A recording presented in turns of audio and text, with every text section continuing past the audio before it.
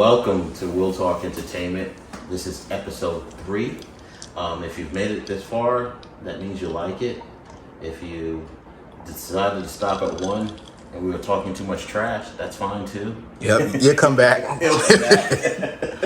But this is episode 3. Thank you for joining and tuning in to We'll Talk Entertainment. Some housekeeping. You can find me on IG. You can find me on Facebook, TikTok, and what else? Website? YouTube. And you can reach me on my website, www.willtalkent.com. So for episode 3 today, we have a special guest. And in every car community, there's that one individual that you can rely on to give you sound and practical advice. Especially when you're doing, if you're out there doing crazy shit. But we won't go down that rabbit hole. But every car community has that one reliable sounding board that not only gives you practical advice, but also gives you, will guide you in the right direction in terms of what you want to do from an automotive perspective. And, sometimes outside of that too, and just life. And that's just comes with dealing with life's experiences and having that knowledge. And so today we have a special friend of ours. He is well known in the car community here in Metro Charlotte. We have a high regard for him. Because, yes, we do. When we have questions, we can go to him and we know we're going to get a direct answer, and it's not going to BS with us. He's going to tell you what it is. He's going to tell you what you need to do. And the part number. And the part number too, which lives rent-free in his head. I don't know how that is. No, I have to look those up. I think he just has a computer that attaches to the back of his head like the Matrix. And it downloads. But so today's guest is Hal Harper. Like I said, he's a great friend of ours, a friend to the car community, and extremely knowledgeable on just about anything automotive. We actually nicknamed him the Professor. I've heard that name bantered about. Who came up with that, by the way? I think that was Shane Sullivan, Leah's data. Yeah. Shane, I think, coined that because when we used to meet up at the old place that was in Concord, that was the burger place. Oh, Foster's? Foster's. Okay. Yes, our Thursday meets that we used to do, and Shane ended up coining that term. And I think it kind of, I always kept thinking, I think it was a reference to Gilligan's Island. Gilligan's Island. That's kind of what that place felt like on Thursdays. It was just like its own island, because even though it was a restaurant or burger joint, it always felt like when we occupied it, it was just like it was just Queen City and then everybody else. Right, and I think, and what was it? And Peter was kind of nicknamed the Skipper. Was he really nicknamed the Skipper? I did not know that. We never have figured out who Gilligan would have been, but I think that might have been Shane. Gilligan? Yeah. He kind of has that personality. He has that happy-go-lucky personality. Yeah. But I think that nickname suits you because like I said in my opening monologue, the things that I've learned from you and other people have learned from you, that's priceless. You can't put a price on knowledge, especially when it comes to these cars and the amount of money we spend on these cars. That's really important to have somebody like you as a sounding board. But what I want to do is I want to take it back to Hal Harper growing up. Mm-hmm. Where did you always have a love for cars, or how did that begin? Yeah, for me, it's always been mechanical things always intrigued me, and like electronics and stuff like that. I always liked music, and so, and in the era, I grew up during the 60s and 70s, and so seeing things like tube TVs and radios and record players and stuff like that.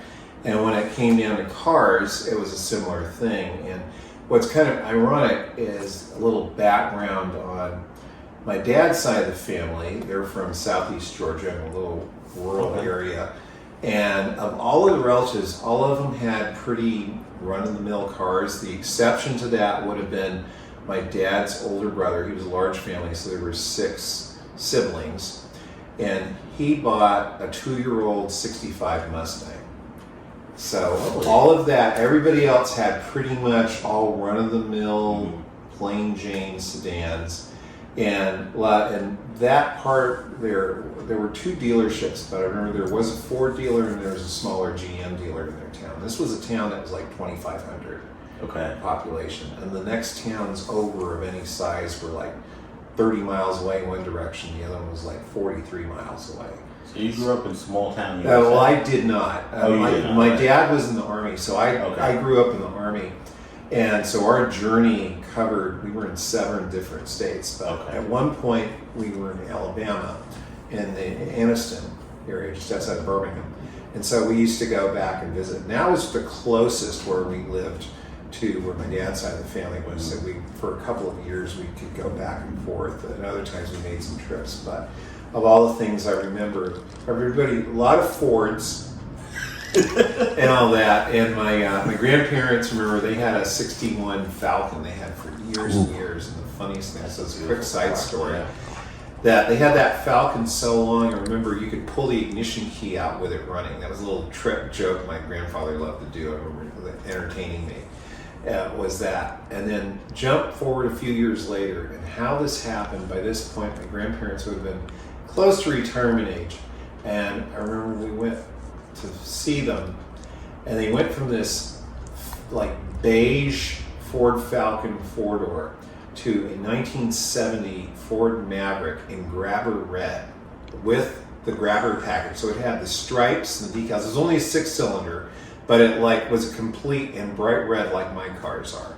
Wow. And that was the funniest thing. I said, some salesman talked up a big game to get. I thought, thinking of getting my grandparents, who would have been coming into their 60s by this point, and going from this like low-key car to this bright red Maverick was like the funniest thing. Huge jump for them. Right. Yeah. And I always remembered being able to notice cars. I mean, growing up, when I was at that age, my brother was 5 years younger than me.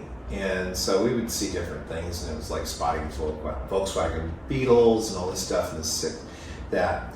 And we left the States in late '69, and my dad got assigned overseas. He did a tour of Korea, and he did a tour of Vietnam. Wow. And so the tour of Vietnam was going into 1970 to 71, and so we went overseas again, and we went to Turkey, which is where my mother is from. My mom did not want to get shipped off to Fort Hood, Texas. She's like, I don't know anybody out there. I want to be out in the boondocks all on my own with just me and my brother. So we went to Turkey, spent a year there. And the thing that was interesting in Turkey was a lot of, you have the military bases there. And all these servicemen would ship their cars over from the States. Well, and this is back in the era when new cars were in the low 2000s to mid 2000s rates on average. And so there were a ton of 50s American cars, which the Turkish taxi drivers loved them because these things were built like tanks. It's like if they couldn't get the part, they'd crack it open and make it. They'd make a part, almost like kind of like Cuba, but without the embargo, so they could still get parts because these military guys said it's not worth to ship this 4 or 5 year old car back to the States. So they would just sell it to somebody else on the base, or maybe sell it to the locals there. Okay. And so I remember a lot of these taxis, because like I said, they were priced because they were, built far more durable than the cars that they had. When did the mechanical, knowledge, or is that where you started to build your knowledge of that was more when I started owning my own cars. I mean, my dad worked on his own stuff, so I was always around him for that. But the funniest thing was my dad would drop a bolt or a part or fastener and spend so much time trying to retrieve it. and things like that. So there was that kind of do-it-yourself ethic in my family, because like I said, that with them growing up, my dad and his siblings grew up through the Depression years and through the war and being in a rural area. So there was that kind of, you probably did a lot, you were more resourceful and fixed your own stuff if you could. And I bought my first car when I was 16. And so, and my first car I bought was a 68 Plymouth Fury. It's a big full-size 4-door car. And this is a side note, this is back in the days I bought that car for $500. So for between $500 and $1,000, you got a used car, but it was running and it got you around, because I was working at a McDonald's, and before that was a convenience store my dad managed. And it used to be my dad would drop me off at work, and then after being on my feet all day long for 8 hours, the last thing I wanted to do was hang around anymore until my dad came to pick me up. So after that initial year, I bought my first car. What was that like? And it was, and that was the big learning curve, owning my own car. And it had some miles on it, and it was like it used a little bit of oil. So as time went by, I ended up buying a used engine from Dismantling Yard, having a shop put that in there, and learning how to do tune-ups on it, and I repainted it, because that car was F8 green, and the paint was dull and faded. And I was like, I'm not repainting this car green. So that's interesting. So your very first car, and I did not know that, your very first car was a Mopar. Yeah, it started off as that. Circumstances were that it almost might have been a 67 Coronet, but the guy wouldn't come down on the price that I wanted to spend. He wanted $750, and I was not willing to. I wanted to stay within my $500, $600 range. So it was a 67 Coronet and the 440 trim. That's trim level, not the engine. And I remember it was like a B3 blue with a white interior and white vinyl top. B3? Yeah, B3.